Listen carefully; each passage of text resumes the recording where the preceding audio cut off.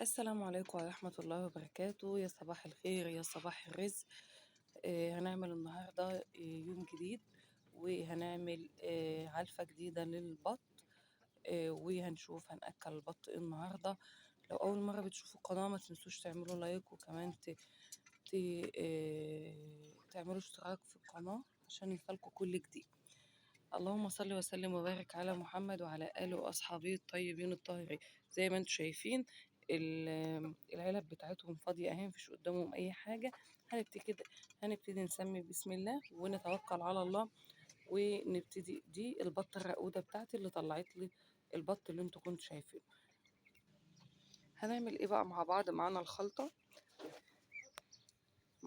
بتاعتنا اللي احنا كنا عملناها طبعا مع بعض، فيها عيش وفيها ذرة وفيها كزب وفيها كل حاجة، ومعانا عيش.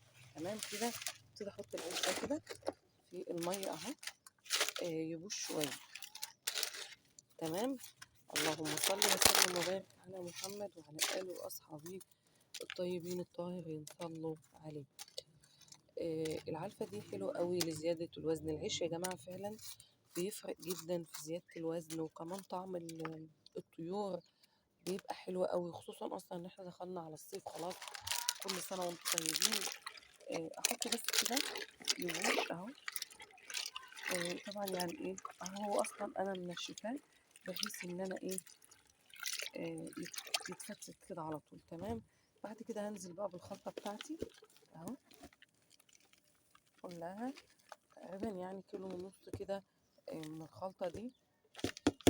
بإذن الله هعمل لكم خلطة حلوة قوي لزيادة البيض وزيادة الوزن. بإذن الله هعملها لكم، وبإذن الله تعجبكم. ما تنسوش بقى طبعا احنا اصلا البطاطس اليومين دول رخيصة. نسلق بطاطس، نسلق جزر، نسلق يا جماعة، مش بنحط مبشور، لان السلق هو طبعا احلى نتيجة ليه.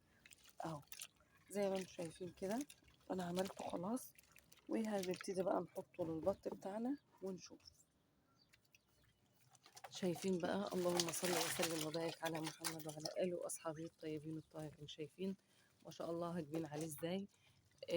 علفة حلوة طبعا. وانا بعمله واعملني. آه طبعا لسه هحط لهم المية بتاعتهم، هما طبعا هيلموا اللي على الأرض وكل الحاجات دي.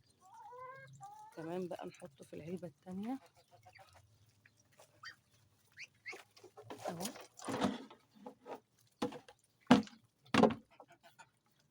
اللهم صل وسلم وبارك على محمد وعلى آله وأصحابه الطيبين الطاهرين. بتمنى بقى تعملوا لنا لايك واشتراك وكومنت حلو منكم، واستودعكم الله في رعاية الله وحفظه جميعا.